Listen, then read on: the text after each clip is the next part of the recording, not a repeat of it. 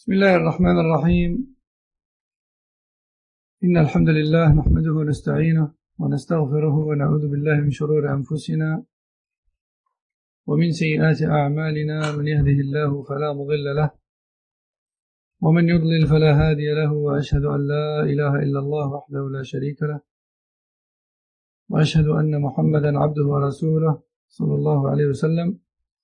يا أيها الذين آمنوا اتقوا الله حق تقاته ولا تموتن إلا وأنتم مسلمون. يا أيها الناس اتقوا ربكم الذي خلقكم من نفس واحدة وخلق منها زوجها وبث منهما رجالا كثيرا ونساء، واتقوا الله الذي تساءلون به والأرحام إن الله كان عليكم رقيبا. يا أيها الذين آمنوا اتقوا الله وقولوا قولا سديدا يصلح لكم أعمالكم ويغفر لكم ذنوبكم، ومن يطع الله ورسوله فقد فاز فوزا عظيما. أما بعد، فإن خير الكلام كلام الله، وخير الهدي هدي محمد صلى الله عليه وسلم، وشر الأمور محدثاتها، وكل محدثة بدعة، وكل بدعة ضلالة، وكل ضلالة في النار. أما بعد، ما زلنا مع الباب 37، وهو باب طاعة العلماء والأمراء في تحريم ما أحل الله أو تحليل ما حرم الله، وأن ذلك من الشرك، وأن ذلك من اتخاذهم أربابا من دون الله تبارك وتعالى. وكنا قد أخذنا شرح الدليل الأول ثم الدليل الثاني، ووصلنا إلى الدليل الثالث، وهو حديث عدي بن حاتم رضي الله عنه أنه سمع النبي صلى الله عليه وسلم يقرأ قوله تعالى: اتخذوا أحبارهم ورهبانهم أربابا من دون الله. فقال عدي للنبي صلى الله عليه وسلم، وهو حين ذاك ما زال من أهل الكتاب لم يسلم بعد، قال: إنا لسنا نعبدهم. فقال له النبي صلى الله عليه وسلم: أليس يحرمون ما أحل الله فتحرمونه، ويحلون ما حرم الله فتحلونه؟ قال عدي: فقلت بلى. قال: فتلك عبادتهم. رواه أحمد والترمذي وحسنه. نعم، هذا الحديث حسنه الشيخ الألباني رحمه الله كما في السلسلة الصحيحة. نعم. Donc, nous sommes toujours avec le livre de l'unicité, chapitre 37, deuxième partie. Et ce chapitre a pour titre, je rappelle, le polythéisme dans l'obéissance. Dit autrement, l'obéissance aux savants et dirigeants dans le fait de rendre halal ce qui est haram, haram ce qui est halal, et le fait que ceci est une manière d'élever ces personnes influentes au degré de la seigneurie, qui est exclusif à Allah tabaraka wa ta'ala, créateur de l'univers. On avait déjà vu ensemble l'explication du premier délil sur 3, ainsi que du deuxième délil sur 3. Et aujourd'hui, nous allons voir ensemble, Inch'Allah, l'explication du troisième et dernier délil du chapitre. Ce troisième délil, c'est le hadith rapporté par Adi ibn Hatim,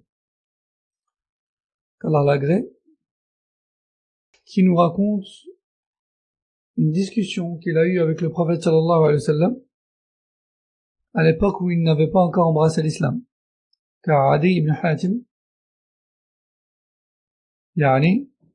faisait partie des gens du livre avant d'embrasser l'islam. Il a entendu le prophète sallallahu alayhi wa sallam réciter la parole d'Allah tabaraka wa ta'ala dans Surat le Repentir, verset 31, qui a pour sens: concernant les gens du livre, ils ont pris leurs prêtres, rabbins et moines pour des seigneurs en dehors d'Allah, pour des seigneurs en dehors d'Allah, tabaraka wa ta'ala. Et lorsqu'Adi ibn Hatim a entendu le prophète sallallahu alayhi wa sallam réciter ce verset,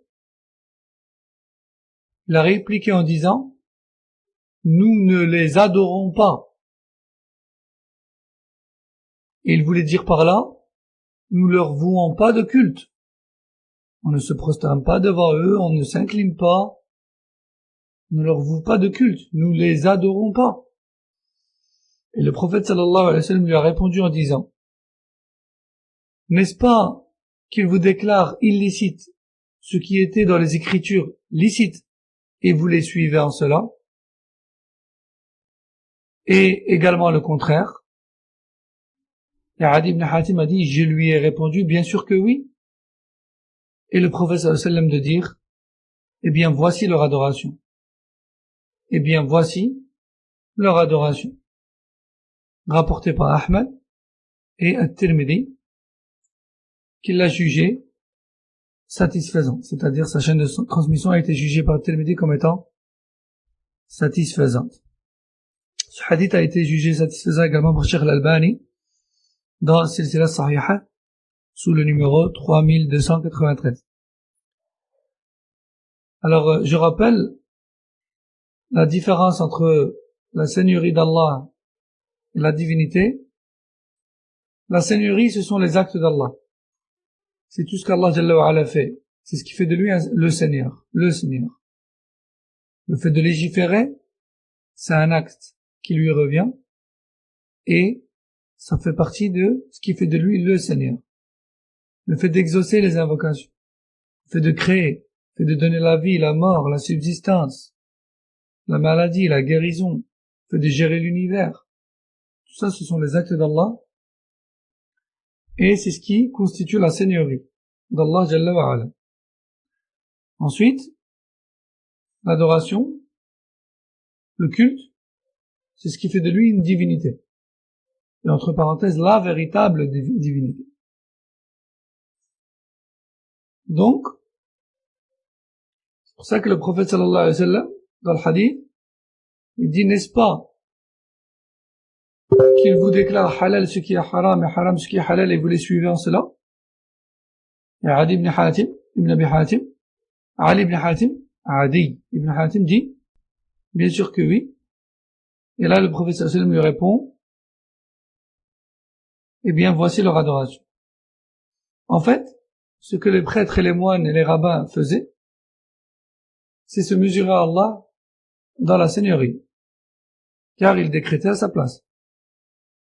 Et ce que les gens font en les suivant et en exécutant ces décisions-là et ces verdicts-là, c'est ce qu'on appelle de l'adoration. Donc les actes d'Allah, les actes propres à Allah, c'est ce qui constitue sa seigneurie. Et les actes du serviteur pour Allah, c'est de l'ordre de l'adoration, le culte. Non. Donc, c'est pour ça que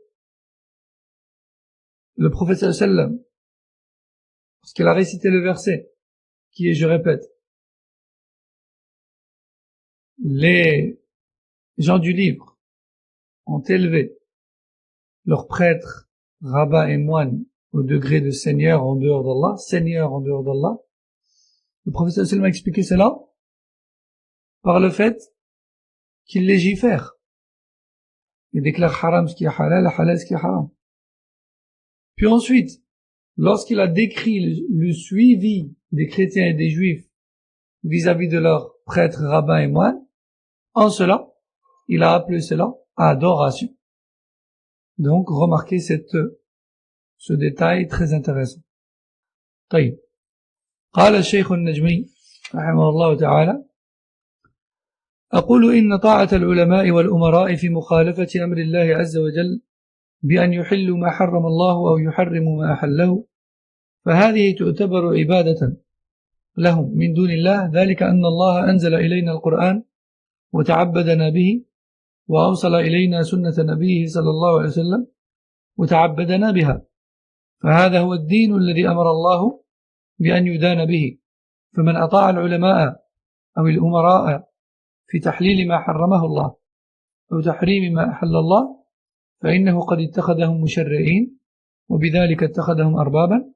والله سبحانه وتعالى يقول: أم لهم شركاء شرعوا لهم من الدين ما لم يأذن به الله.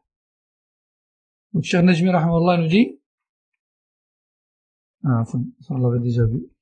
نعم، donc الشيخ نجمي رحمه الله نجي ثم أورد حديث عدي بن حاتم أنه سمع النبي صلى الله عليه وسلم يقرأ هذه الآية: اتخذوا أحبارهم ورهبانهم أربابا من دون الله والمسيح ابن مريم وما أمروا إلا ليعبدوا إلها واحدا لا إله إلا هو سبحانه عما يشركون. فقلت، يعني الشيخ النجمي عفوا عدي بن حاتم قال: فقلت إنا لسنا نعبدهم. قال النبي صلى الله عليه وسلم: أليس يحرمون ما أحل الله فتحرمونه ويحلون ما حرم الله فتحلونه؟ فقلت: بلى. قال: فتلك عبادتهم. إن طاعة الخلق في معصية الله فيها شيء من الشرك، وإن كان شركا غير مخرج من الملة، إلا أنه شرك أصغر، ويسمى من أجل ذلك عبادة. ومن هنا يخطئ كثير من الناس فيظنون أن طاعة المخلوق في معصية الخالق في أمور جزئية يظنون أن ذلك من الكفر المخرج من الملة، وهذا خطأ. والظاهر أن ذلك يتفاوت بتفاوت ما وقعت به الطاعة، وهذه المسألة بالذات تحتاج إلى تحقيق أكثر، لأننا لو قلنا إن كل طاعة قدمت للمخلوق في معصية الخالق تعد كفرا للازم من ذلك تكفير المسلمين بأمور من المعاصي، ولكنها من الشرك الأصغر الذي لا يخرج من الملة. وهنا قال الشيخ العصيمي حفظه الله: هذا الحديث دلالته على مقصود الترجمة في قوله صلى الله عليه وسلم: أليس يحرمون ما أحل الله فتحرمونه ويحلون ما حرم الله فتحلونه، مع قوله: فتلك عبادتهم. إذن فجعل طاعتهم في تحليل الحرام وتحريم الحلال عبادة لهم، لأنه من شرك الطاعة، وقد يكون أكبر وقد يكون أصغر على ما تقدم.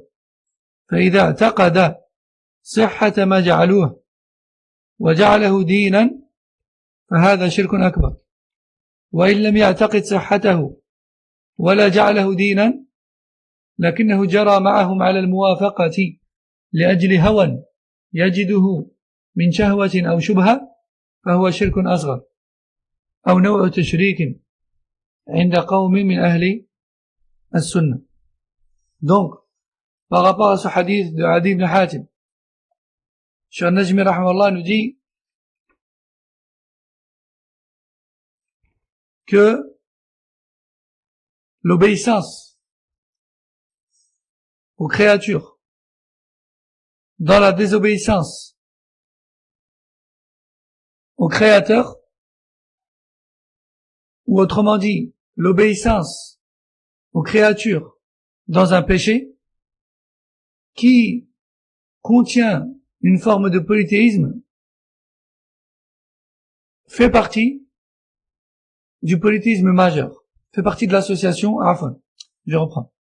L'obéissance aux créatures dans un péché qui contient du polythéisme fait partie de l'association mineure, fait partie de l'association mineure. Beaucoup de gens pensent que toute obéissance aux créatures dans un péché fait partie de l'association majeure qui fait sortir de l'islam. Et ceci est une erreur. Et il serait plus juste de dire que cela dépend des choses dans lesquelles la créature est obéie, et cela dépend également de la croyance et de l'intention de celui qui obéit à cette créature. C'est pour ça que ce sujet nécessite d'être détaillé. Car, si on considère que toute obéissance aux créatures dans le péché est un polythéisme majeur qui fait sortir d'islam, alors dans ce cas, on va se retrouver à taxer d'apostats et de mécréants une bonne partie des musulmans. Or, il est plus juste et plus précis de dire que ceci est à la base de l'ordre de l'association mineure qui ne fait pas sortir de l'islam, mais qui peut le devenir. Alors je vous ai repris de nouveau le détail que Cheikh Al-Usaymi hafidahullah fait sur cette question, de façon résumée, afin d'y voir plus clair. Cheikh Al-Usaymi hafidahullah, je l'avais déjà cité cette parole, mais je la répète. Il dit: l'obéissance aux créatures, dans la désobéissance au Créateur, peut s'avérer être polythéisme majeur, tout comme elle peut être une forme de polythéisme mineur. Et ceci dépend de la croyance de l'obéissant à cette créature, à cette autre créature. Si l'obéissance en cela est accompagnée d'une conviction qui dit que ces préceptes religieux contraires à ceux d'Allah sont authentiques et qu'ils sont religions, en pleine connaissance de cause, alors dans ce cas, cette personne a commis un acte de mécréance majeure et sort de l'islam. Mais, un acte de polythéisme majeur et elle sort de l'islam. Mais, si cette personne qui suit des verdicts religieux d'autrui, qui vont à l'encontre de ceux d'Allah Azza wa Jal, en n'ayant pas pour conviction que ceci est vrai, et que ceci est religion, mais juste par passion, dans une situation particulière, car il y avait un avantage ou un intérêt à le faire, ou une ambiguïté, c'était pas très clair pour lui ou pour elle. Alors dans ce cas, ce n'est pas du polythéisme majeur, mais plutôt mineur. Donc vraiment, ça dépend de la croyance et de la conviction de la personne qui suit ce prédicateur ou ce dit savant dans le contraire des textes. Et c'est là que on va voir les trois catégories de gens, en fait. On va voir les laxistes, on va voir les extrémistes, et on va voir les gens du juste milieu, al-Sunnah al-Jama'a. Alors les extrémistes, ils vont se mettre à considérer kafir ou kafira toute personne qui suit la fatwa de tel ou tel dans une chose erronée, comme le fait de rendre halal ce qui est haram, comme le riba par exemple, ou de rendre haram ce qui est halal aussi. Et découle de cela un tas de choses. Ne pas lui dire salam, ne pas prier sur lui, un tas de fitna, yani. Et puis on va voir cette deuxième catégorie qui est celle des laxistes, qui eux vont te dire oui, mais la divergence de la communauté est miséricorde, c'est pas grave, on peut diverger, la divergence a toujours existé, mais ces gens-là sont ignorants. Ils ne savent pas que toute divergence n'entre pas dans ce qui était excusé par les salafs. Uniquement les divergences qui ont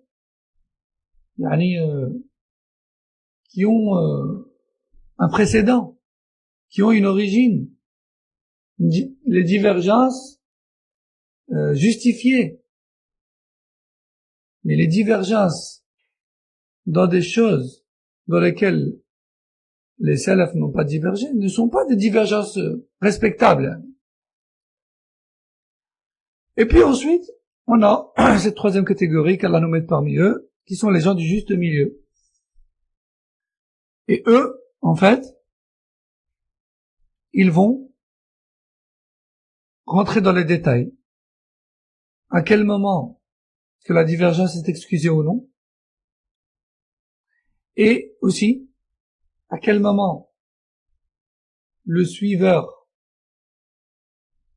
d'un verdict religieux qui contredit la religion d'Allah Azza wa Jal, à quel moment, une chose flagrante, une chose qui est connue pour être haram ou une chose qui est connue pour être halal, à quel moment est-ce qu'il sort de l'islam ou non? Et ça, c'est Ahl Sunnah wal Jama'a. Comme je dis toujours, la voie des salafs, c'est pas noir ou blanc, mais plutôt il y a des tons de couleurs. Il y a blanc cassé, il y a gris, gris clair, gris foncé, etc.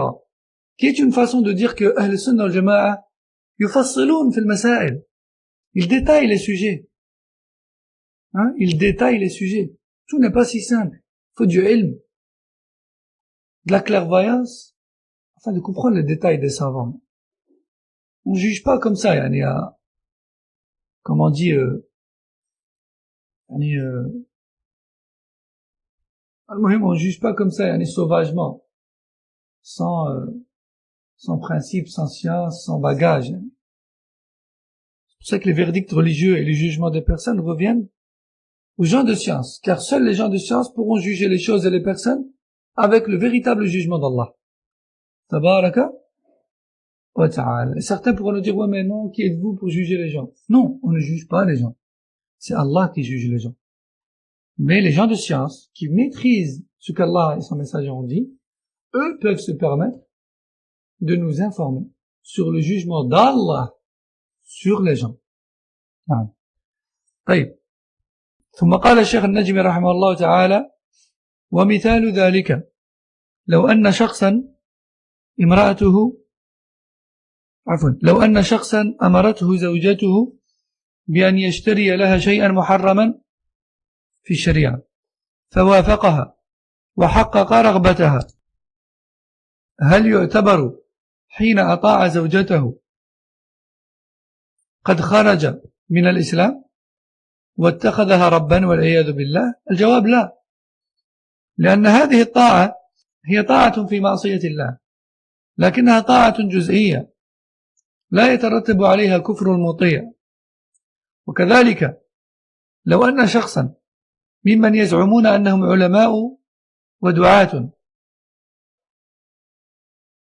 ولكنهم مفتونون بالحزبيات، كأن يكون إخوانيا أو قطبيا أو تحريريا ينتمي إلى حزب التحرير، قال لشخص كان ممتنعا عن الدخول في الحزبيات، قال له: إن الحزبيات جيدة تحفز على العمل، ونحن نرى الحزبيين يجتهدون في الدعوة أكثر مما يقال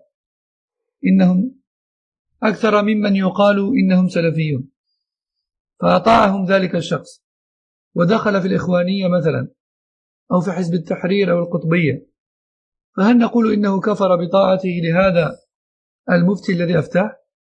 الجواب لا، وإن كان هذا المفتي يعد من الأحبار والرهبان وقد أطاعه في معصية الله.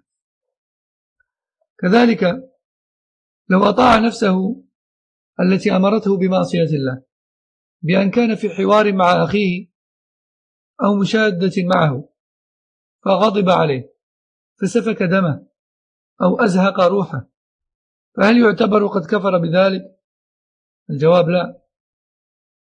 ونقول أيضا إن كثيرا من الناس الذين يكفرون الناس بالمعصية يذهبون إلى هذا التأويل الخاطئ الذي يكفرون به عباد الله المسلمين، ولو كان هذا من الكفر المخرج من الملة لما بقي من المسلمين أحد على إسلامه، ولكن كما قيل في المثل: يفسد الأديان نصف فقيه ويفسد الأبدان نصف طبيب.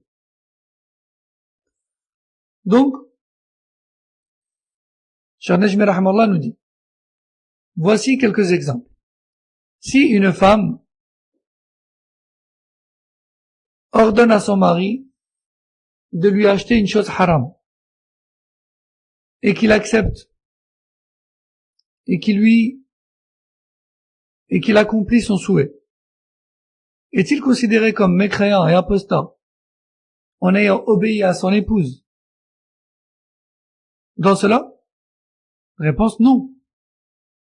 Car cette obéissance à la créature, dans une désobéissance au Créateur, ne reste qu'un péché en soi et une subdivision infime parmi les péchés, qui n'engendre pas mécréance majeure. Car lui, en faisant cela, il savait que c'était haram. Il ne l'a pas fait parce qu'il considérait que c'était halal. Donc ça reste un péché, et non pas une apostasie. Aussi, si un prétendu savant ou prêcheur, innovateur, membre d'une mouvance ou d'un parti ou d'une secte dite islamique, invite un musulman lambda à son mouvement en lui disant écoute, il faudrait que tu nous rejoignes parce que vraiment c'est très motivant dans la religion, contrairement à ceux qui prétendent être salafis. Et que cette personne se laisse berner et elle rejoint le mouvement. Est-elle considérée comme ayant apostasié, en ayant obéi à cette personne et en ayant rejoint un groupe innovateur qui n'est pas tout à fait sur les pas du prophète sallallahu alayhi wa sallam et ses compagnons? Réponse non, non plus. Non plus. Ça reste une obéissance dans un péché, partant d'une bonne foi. Cette personne n'a pas considéré halal les innovations. Donc vraiment, ça dépend de ce vers quoi la personne est invitée, ce dont quoi elle obéit, et ça dépend aussi de sa conviction et de son intention en cela. Non. Prenons un autre exemple. Si une personne se dispute avec son frère, un homme croyant se dispute avec un croyant, et pris par la colère et l'énervement, il le frappe, voire même il le tue. Et comme vous savez, il est strictement haram de doter une vie croyante. Doter toute vie sans autorisation, ça bien sûr, mais il est encore plus grave doter une vie croyante, innocente. Un croyant s'est disputé avec un autre croyant, et par colère, il l'a tué. Est-il considéré comme ayant mécru, comme ayant apostasié, car il a ôté la vie d'un croyant qui cessera d'adorer Allah? C'est dans ce sens-là qu'il faut le voir. Réponse non. Réponse non. Donc en fait, la conclusion, c'est comme j'ai dit, ça dépend de ce dans quoi on tombe et de la conviction qui l'accompagne. La croyance, la considération, l'intention qui accompagne cet acte. Cheikh Najmi Rahmallah nous dit, beaucoup de gens se permettent de taxer de mécréants les autres sur base d'une mauvaise compréhension des choses. Et si l'obéissance à une créature dans tout péché et dans toute situation était considérée comme une apostasie, alors il n'y aurait quasiment plus de musulmans sur terre. Mais comme dit le dicton, le proverbe, détruit les religions un demi-savant et détruit la santé et le corps des gens un demi-médecin. C'est-à-dire, lorsqu'on s'improvise savant de l'islam, on finit par détruire la communauté et l'égarer. Et lorsqu'on s'improvise demi-médecin, on tue les gens en fait. On tue les gens. Taïb. قال الشيخ النجمي ولزيادة الإيضاح نجد أن الله عز وجل سمى القاتل أخا في قوله فمن عفي له من أخيه شيء فاتباع بالمعروف وأداء إليه بإحسان. وقال في سورة الحجرات وإن طائفتان من المؤمنين. Tout à l'heure j'ai oublié de traduire une chose. Lorsqu'on est pris de passion et que notre âme nous invite à commettre un péché que l'on sait parfaitement être illicite, mais qu'on y tombe quand même par faiblesse, quelque part, a-t-on obéi, oui ou non, à notre âme qui est une créature dans la désobéissance au Créateur? Alors si on va dans ce sens, alors il n'y a plus aucun musulman, plus aucun mu'min sur terre, puisque kullu bani adam khata, tout fils d'Adam est pécheur et fauteur. Donc cette compréhension de la religion est erronée. Il faut toujours s'intéresser au tafsil, aux détails que les salafs ont fait dans les choses. C'est pas noir ou blanc. Faut voir entre les deux. C'est au cas par cas. Ça dépend de l'acte, et ça dépend de la croyance et la conviction et la considération qui l'accompagne. طيب. الشيخ النجمي nous dit ولزيادة الإيضاح نجد أن الله عز وجل سمى القاتل أخا في قوله فمن عفي له من أخيه شيء فاتباع بالمعروف وأداء إليه بإحسان. وقال في سورة الحجرات وإن طائفتان من المؤمنين اقتتلوا فأصلحوا بينهما فإن بغت إحداهما على الأخرى فقاتلوا التي تبغي حتى تفيء إلى أمر الله فإن فاءت فأصلحوا بينهما بالعدل وأقسطوا إن الله يحب المقسطين إنما المؤمنون إخوان فأصلحوا بين أخويكم واتقوا الله لعلكم ترحمون. فسمى الفئتين المقتتلتين إخوة فدل ذلك على أنهما لم يخرجا من الإسلام بالتقاتل.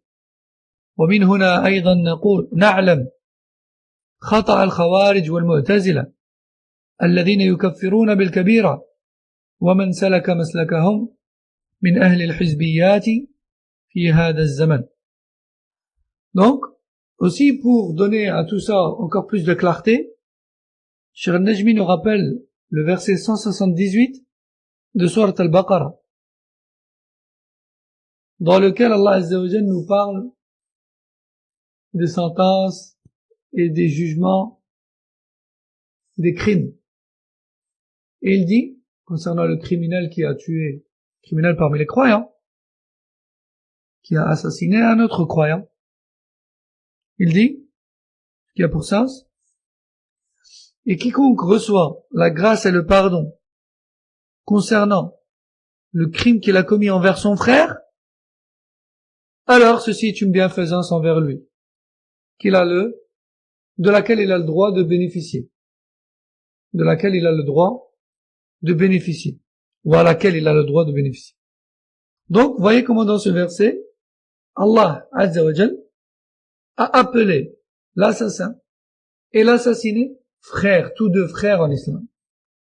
Encore plus clair, dans Surat Al-Hujurat, les appartements, versets 9 et 10, qui ont pour sens, si deux groupes parmi les croyants, et j'attire votre attention sur parmi les croyants, s'entretuent, alors réconciliez entre elles. Et si, malgré la réconciliation et l'apaisement, l'une des deux rattaque l'autre, alors luttez contre celle qui a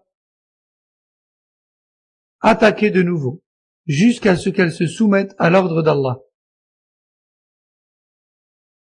Et si elle accepte et revient sur ses pas, alors réconciliez entre elles avec justice, et sachez qu'Allah aime les justes. Ensuite il reprend, les croyants ne sont que frères. Et j'attire de nouveau votre attention sur cela. Les croyants ne sont que frères. Réconciliez donc entre vos frères et craignez Allah. Peut-être vous sera-t-il fait miséricorde.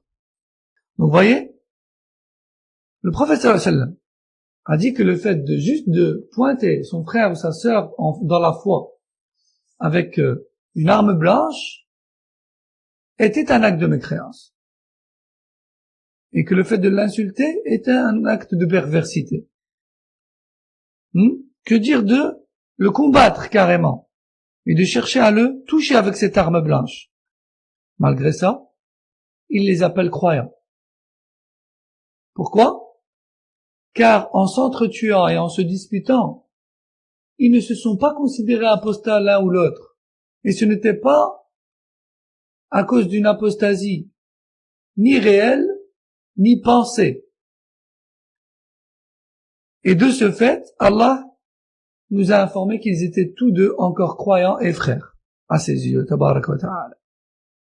Donc, encore une fois, le péché, ça dépend de sa nature et de l'intention qui l'accompagne. On ne considère pas mécréant tout désobéissant à Allah Azza wa Jal. Et à partir de là, on comprend en fait l'erreur grossière de compréhension qu'il y a chez le Khawarij ainsi que le Mu'tazila, qui tous deux s'accordent pour dire que l'auteur d'un grand péché n'a pas la foi. L'auteur d'un grand péché, pour eux, n'a pas la foi. Les Khawarij, eux, le déclarent mécréant déjà dans la dunya et considèrent qu'il est destiné au feu pour l'éternité. Tandis que le Mu'tazila, eux, ils le considèrent pas honnêtement et ouvertement comme kafir, et dans le delà, ils le considèrent pas comme kafir, ni comme croyant. Dans la dunya, ils disent qu'il est entre les deux. Il est dans une station entre celle des croyants et celle des mécréants. Et dans le delà alors, ils ont dit, eh bien, dans le delà, il finit en enfer éternellement. Donc, c'est juste une autre façon de le kafar, en fait. Donc, au final, le Khawarij et le Mu'tazila ont une même croyance concernant celui qui commet un grand péché. Dès lors où tu bois de l'alcool, dès lors où tu désobéis à tes parents, dès lors où tu mens, dès lors où tu voles, dès lors où tu consommes l'usure, dès lors où tu commets un grand péché, eux, le Mu'tazila et le Khawarij ne cherchent pas après ta conviction ou ta considération pour ce péché-là. Est-ce que tu le considères licite ou pas? Dès lors où tu l'as commis, pour eux, t'es sorti de la foi.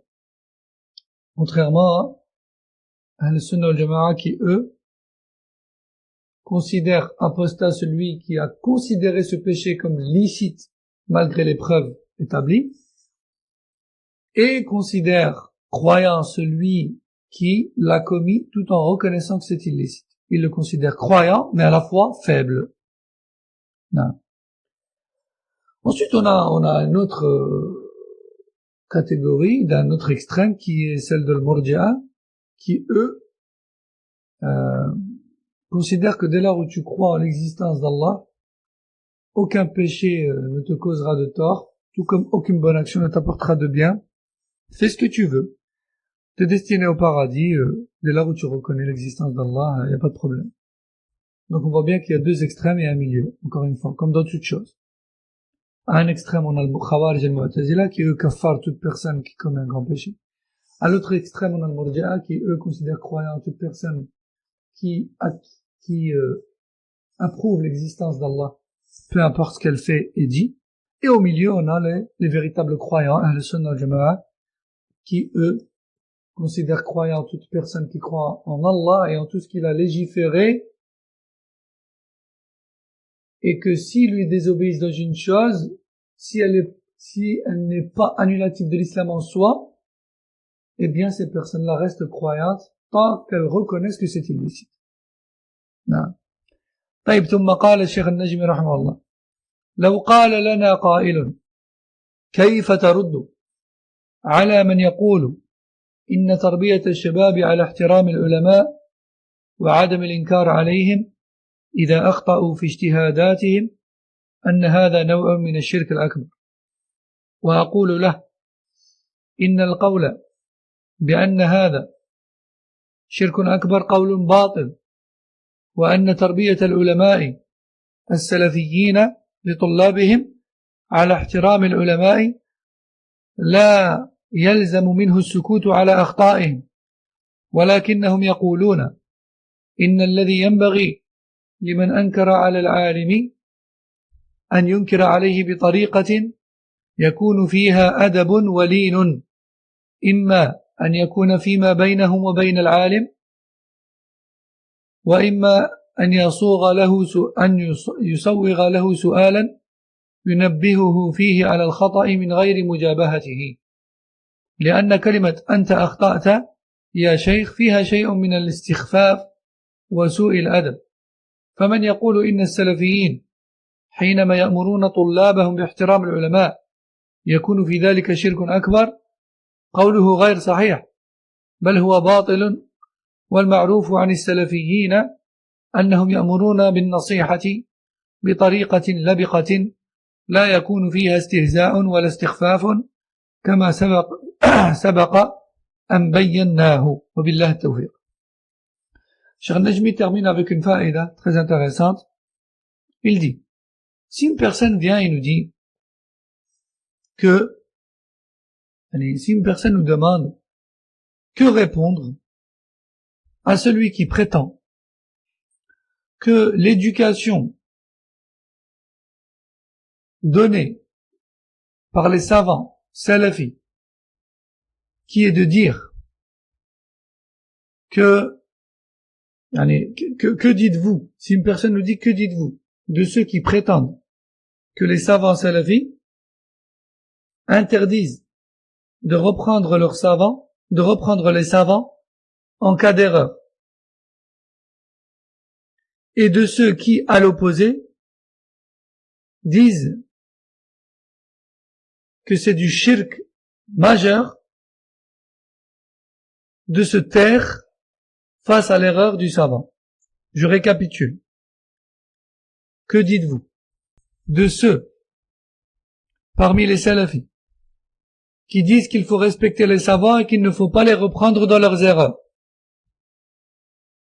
et à ceux qui, à l'opposé, disent qu'il fait partie du shirk majeur de se taire face à leurs erreurs? Réponse: toutes ces paroles sont fausses. Premièrement, car l'éducation des savants salafis aux étudiants en sciences, c'est effectivement de dire qu'il faut respecter les savants. Mais le respect des savants ne signifie pas se taire face à leurs erreurs. Plutôt, les savants salafis disent qu'il faut respecter les savants, mais qu'il faut également les reprendre dans leurs erreurs, mais d'une manière sage, avec respect, avec bonne manière, avec douceur, soit en lui signalant poliment, ou bien en lui formulant une question qui laisse entendre qu'il se serait trompé. Car le fait de dire directement à un savant « tu t'es trompé », il y a en cela, quelque part, une façon de le prendre à la légère. Il y a en cela un rabaissement, quelque part. C'est un mauvais comportement de dire à un savant « tu t'es trompé », comme ça, sèchement. Celui donc qui prétend que les savants salafis interdisent à leurs élèves de reprendre les savants en cas d'erreur, et pire encore, ceux qui disent que le fait de se taire face à une erreur fait partie du shirk majeur, ces deux paroles-là sont fausses et erronées. ce qui est connu des salafiyyin, c'est l'obligation de conseiller l'autre, à condition que ce soit d'une bonne manière, et sans moquerie, et sans rabaissement, comme on l'a déjà expliqué plusieurs fois. Et c'est d'Allah que vient le succès. سبحانك اللهم وبحمدك أشهد أن لا إله إلا أنت أستغفرك وأتوب إليك وصلى الله وسلم على نبينا محمد وعلى آله وأصحابه أجمعين والسلام عليكم ورحمة الله وبركاته.